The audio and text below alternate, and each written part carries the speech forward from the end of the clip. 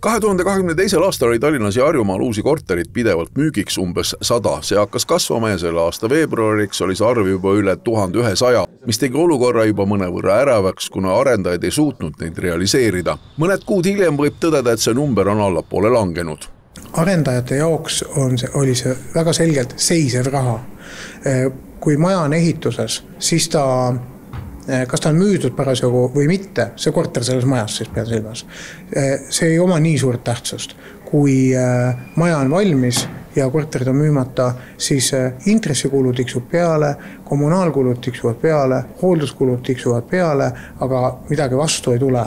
Tänaseks on vabajääk langenud 900 korteri juurde. Loetakse, et ideaalne võiks olla vahemikuks 300–400 vakantset uut korterit. On selgelt näha, et kinnisvaraturg hakkab taas avanema. See hakkab silma ka pangandussektoris. Võib-olla rohkem on hakatud erinevad kinnisvara vaatama, et kas see on uus arendus või on siis järelturg.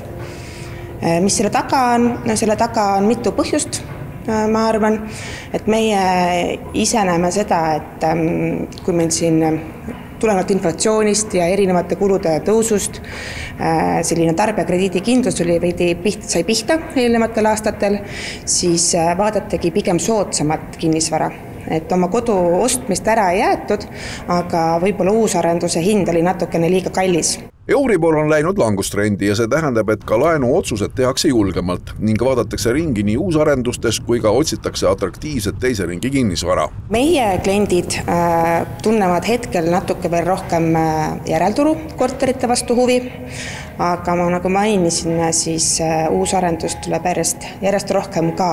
Turg hakkab uuesti avanema ja paberi peal asju ostetakse ikka jätkuvalt hästi aeglaselt, aga inimesed, kes vajavad uut elamispinda ja tahavad osta uut korterit, neil on väga hea ja suur valik nende pindade vahel, mis on juba valmis ehitatud, et nad ei pea praegu ootama pool aastat või aasta selleks, et endale uus korter kätte saada. Täna on nii, et mine ja vali.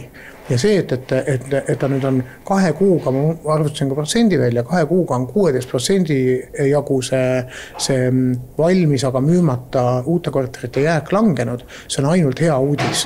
Pindi kinnisvara indeksi alusel on Eestis suuremalt asumite korterite ruutmeetri hinnaks 2375 €, mis näitas aprillikuu andmete põhjal 3% tõusu. No tõsi on see, et on Tallinnas ja Harjumaa piirkonnas saada vabu kortereid, kuid see arv ei ole sugugi enam nii suur, kui võib-olla statistikast välja paistab, aga see on ka täiesti loomulik. Igatahes spetsialistid kinnitavad, kinnisvara turul on praegu rahulik, pigem positiivne olukord.